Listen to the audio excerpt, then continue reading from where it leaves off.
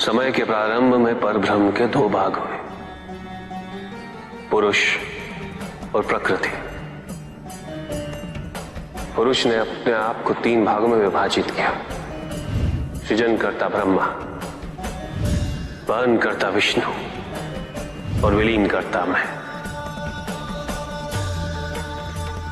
इन तत्वों को शक्ति प्रदान करने हेतु प्रकृति ने स्वयं को तीन भागों में विभाजित किया, लक्ष्मी, सरस्वती तथा शिवा।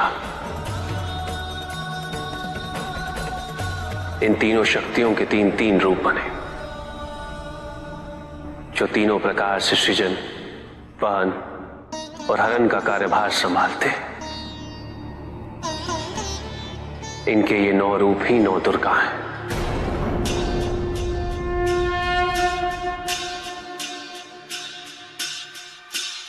इनका सबसे पहला रूप है शैलपुत्री। शैलपुत्री अर्थात पर्वतराज हिमावन की पुत्री, और इसी कारणवश इन्हें वृषारुधा के नाम से भी जाना जाता है। नवदुर्गा का दूसरा रूप है ब्रह्मचारिणी।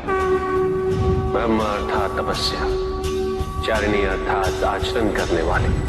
ये रूप उस ज्ञान व आचरण का प्रतीक है जिसके माध्यम से इन्होंने मुझे अपने पति के रूप में प्राप्त किया। नवदुर्गा का तीसरा रूप है चंद्रघंटा।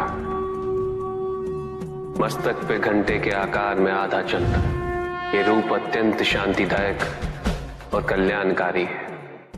विभिन्न प्रकार के अस्त्र और शस्त्र इनकी 8 भुजाओं में सुसज्जित है।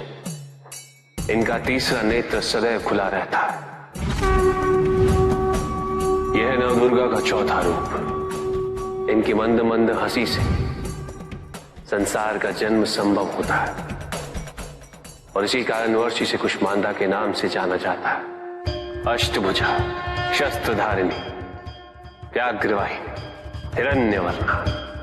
केवल यही है जो सूर्य के भीतर लोक में वास करती है।